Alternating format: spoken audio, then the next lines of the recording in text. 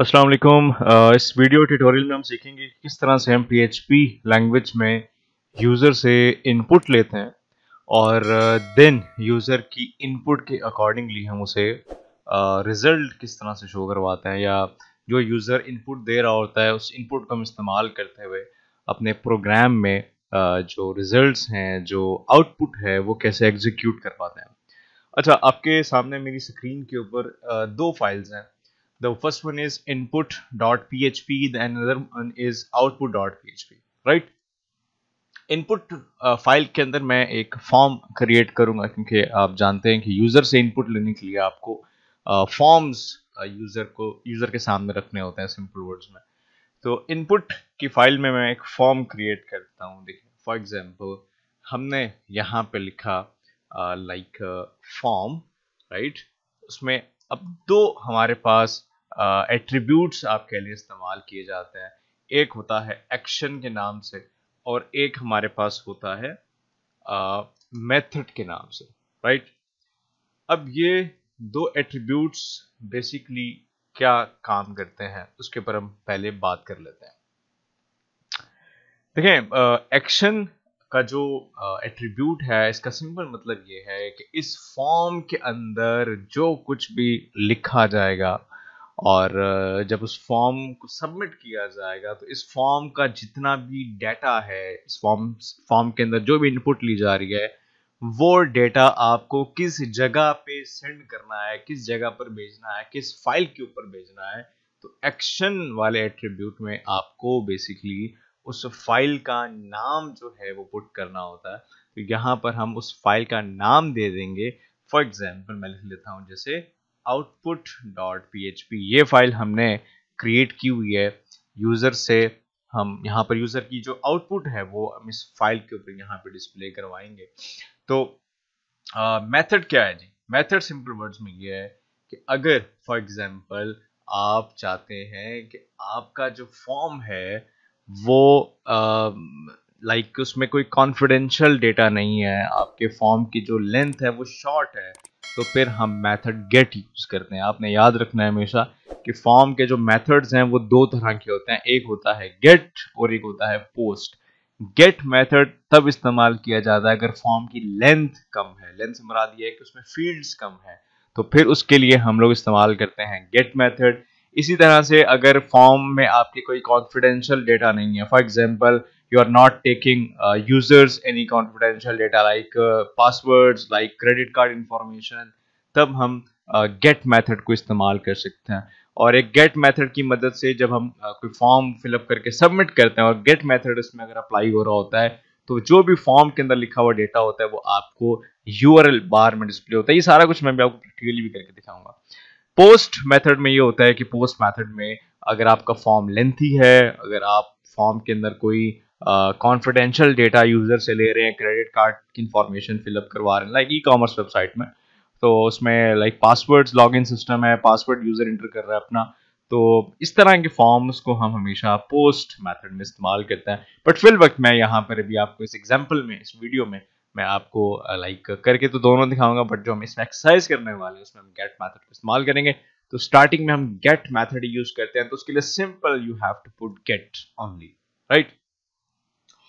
यहाँ पे ये हमने फॉर्म एक opening and closing tag with two attributes like action and method हमने पुट कर दी। इस फॉर्म के अंदर हम कुछ लाइक लेबल हम ऐड करते हैं। इसमें मैंने लिखा फॉर एग्जांपल समझ लें कि हम लिखते हैं लाइक हम लिखते हैं योर नेम, राइट, और हम साथ में लेबल को क्लोज करते हैं। ठीक है, ये हो गया परफेक्ट। मैं एक लाइन को ब्रेक करता हूँ, नीचे आता हूँ, यहाँ पे लिखता हूँ मैं इनपुट का टैग, टाइप मैंने टेक्स्ट लिखा, नेम में मैंने कर दिया name is equal to, name में कर दिया फॉर एग्जांपल मैंने कर दिया योर नेम, राइट। हम इस तरह से कर लेते हैं। उसके बाद हम इसको रिक्वायर्ड कर देते हैं। रिक्वायर्ड का मतलब बेसिकली ये होता है कि इस फील्ड को फिलअप करना यूजर के लिए लाजमी है, ये आपको बेहतर तरीके से पता ही होगा। अब हम आगे बढ़ते हैं, एक लेबल में मजीद क्रिएट करता हूं। मैंने लिखा फॉर एग्जांपल एज, और यहाँ पे मैं ब्रेक करता हूँ, और देन मैं एक दूसरी जो इनपुट है वो मैं पुट कर देता हूँ। फॉर एग्जांपल मैंने लिखा एज को मैं ले लेता हूँ टाइप नंबर में, ताकि नंबर में ही जो आउटपुट है, जो इनपुट है सॉरी, वो लिखी जाए। ठीक है, इसमें मैं कर देता हूँ लाइक योर एज, राइट। इसको भी हम कहते हैं रिक्वायर्ड, और ब्रेक लगाते हैं और फिर नीचे आते हैं और बटन अपना क्रिएट कर देते हैं। ये हम बटन पर आए, बटन पे मैंने टाइप में मैंने लिखा सबमिट, और बटन का जो क्लास वाला देने की जरूरत नहीं, हम सीएसएस नहीं कर रहे, बस that's it for now. Submit button जो है, इसमें हम बटन का जो लेबल है वो भी हम सबमिट ही पुट कर देते हैं। फॉर एग्जांपल दे तो आप राइट साइड में देखेंगे कि आपको एक फॉर्म बना हुआ नजर आ गया, your name age and submit. ठीक है, मैं इसको थोड़ा सा सिंप्लीफाई कर देता हूँ, दैट्स परफेक्ट, राइट। ठीक है जी, ये हमने एक फॉर्म बनाया। अब मैं चाहता हूं कि जब यूजर इस फॉर्म के ऊपर नेम लिखे, एज लिखे, सबमिट करे, तो इसको आउटपुट की फाइल में, दूसरी फाइल के ऊपर उसको एक रिजल्ट शो हो जाए। अच्छा, अब हमने बेसिकली ये करना है कि इस इनपुट की फाइल में जब यूजर अपना नाम एज लिखे, तो यही नेम और एज मुझे नेक्स्ट फाइल के ऊपर शो करवानी है। लेकिन उस काम को करने से पहले अभी हम देखते हैं कि अभी हमारा फॉर्म काम कैसे कर रहा है। फॉर एग्जांपल मैंने लिखा जी अहमद, और एज फॉर एग्जांपल लाइक मैंने लिख दी है 20, और अब मैं जरा इसको अगर सबमिट करता हूं तो आपको मैं यूआरएल बार में दिखाऊंगा कि क्या चीज काम कर रही है। देखिए मैंने सबमिट किया, अब आप यूआरएल बार को जरा थोड़ा सा गौर से देखना है आपने। जस्ट लुक एट हियर, मैं थोड़ा सा इसको बड़ा करता हूँ, तो आपने इसको थोड़ा सा देखना है कि यहाँ पे अगर आप देखें तो localhost slash output dot PHP file हमारे पास ओपन हो रही है, और साथ में ये यूर नेम लिखा हुआ आ रहा है। अब ये यूर नेम क्या चीज है? यूर नेम जो है बेसिकली आपकी इस इनपुट का नाम है, ये वाले इनपुट जिसमें यूजर ने अपनी इनपुट लिखी है, इसका नेम है यूर नेम। डेट्स वाई आपको यहाँ पे शो कर रहा है यूर नेम, और इसके अंदर जो कुछ लिखा गया इक्वल टू, ये उसकी वैल्यू आ गई। फिर एंड, देखिए उसने HTML के फॉर्म ने गेट मेथड में हर चीज को यूआरएल बार में ऐड कर दिया है, और जितने भी फील्ड्स की वैल्यूज हैं उसमें बीच में एंड का जो साइन लगा के उसने तमाम एट्रीब्यूट्स और उसकी वैल्यूज को सेपरेट सेपरेट किया हुआ है। अब सेकंड हमारे पास एट्रीब्यूट था, उसमें सॉरी इनपुट थी हमारे पास, दैट इज एज, और इसका जो इनपुट का नाम था वो था योर एज। तो ये जो प्रॉपर्टी है आपके पास यहाँ पर आ गई, योर एज, और उसकी जो वैल्यू है जो यूजर ने लिखी है उस फॉर्म में वही आ गई। अच्छा, इसी तरह से मैं दोबारा बैक करता हूँ और मैं यहाँ पर वैल्यू जरा चेंज करता हूँ। मैं कहता हूँ अली, वैल्यू कहता हूँ 25, सबमिट करते हैं। तो ये देखें टोटली डायनामिक है, जो यूजर फॉर्म में लिख रहा है वही आपके पास डेटा यहाँ पर आ रहा है, और बट प्रॉपर्टीज सेम है, लाइक योर नेम और योर एज। क्यों? क्योंकि ये योर नेम और योर एज कहाँ से आ रहा है? ये आपके इनपुट के नेम्स हैं। जो इनपुट का नाम रखोगे वही आपको यहाँ पर डिस्प्ले करेगा। सिंपल बात होगी। अच्छा, अब हमने नेक्स्ट क्या करना है? नेक्स्ट अब हम आते हैं लाइक आउटपुट की फाइल में। अब हम आउटपुट की फाइल में आते हैं, यहाँ पर कोड करेंगे। यहाँ पर अब हम क्या कोड करेंगे जरा आपने देखना है, गौर से समझना है मेरी बात को। ठीक है, या ये बहुत सिंपल चीज है कि अब यहाँ पर हमने बेसिकली यूजर का नाम शो करवाना है। मतलब मैं चाहता हूँ कि जैसे मैं यहाँ पर अली लिख रहा हूँ, सबमिट कर रहा हूँ, तो यहाँ पर मुझे नजर आना चाहिए हेलो अली, इस तरह से आना चाहिए। अगर मैं यहाँ पर अहमद लिख के सबमिट करूँ तो मुझे आउटपुट की फाइल में यहाँ पर हेलो अहमद नजर आना चाहिए, राइट। तो उसके लिए यहाँ पर मुझे क्या करना है? यहाँ पर मैं आता हूँ आउटपुट की फाइल में। यहाँ पर मैं सबसे पहले PHP के टैग्स पुट करता हूँ, राइट। PHP के टैग्स मैंने पुट किए। अच्छा, अब यहाँ पर मुझे क्या करना है? यहाँ पर मैं अब लाइक एक वेरिएबल क्रिएट करता हूँ।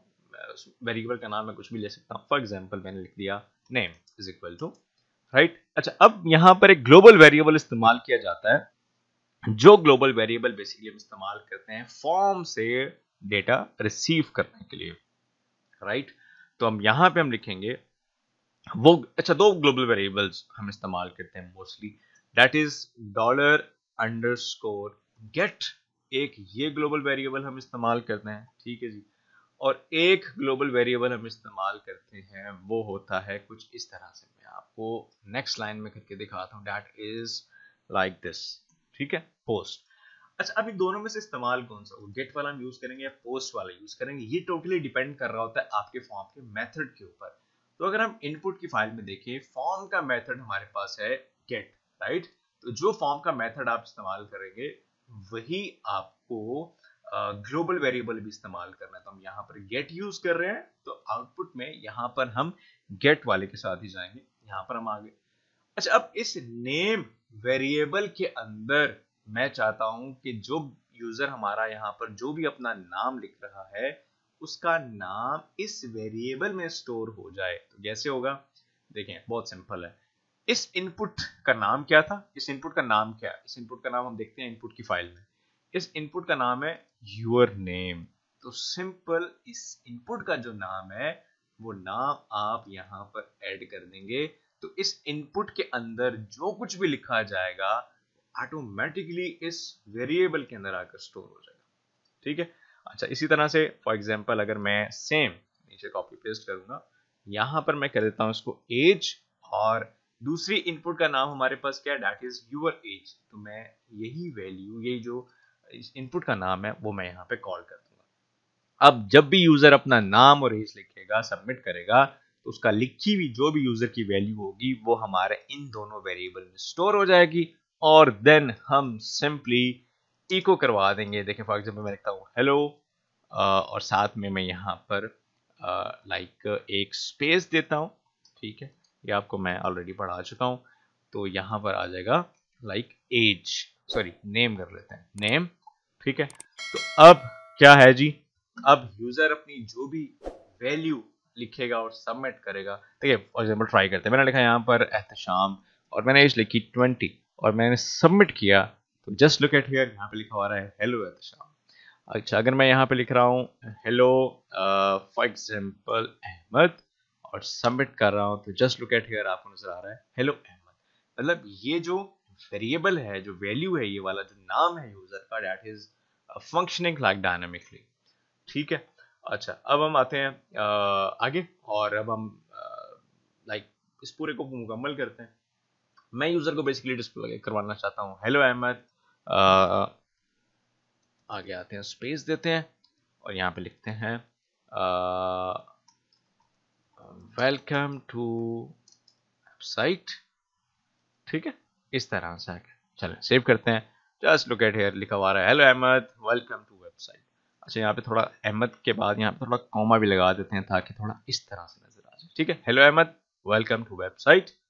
अच्छा, ये हो गया जी हमारा एक इको स्टेटमेंट। अब हम नीचे आते हैं, हम एज के लिए भी कुछ करते हैं, लेकिन उसके लिए पहले हम एक लाइन को ब्रेक लगाते हैं।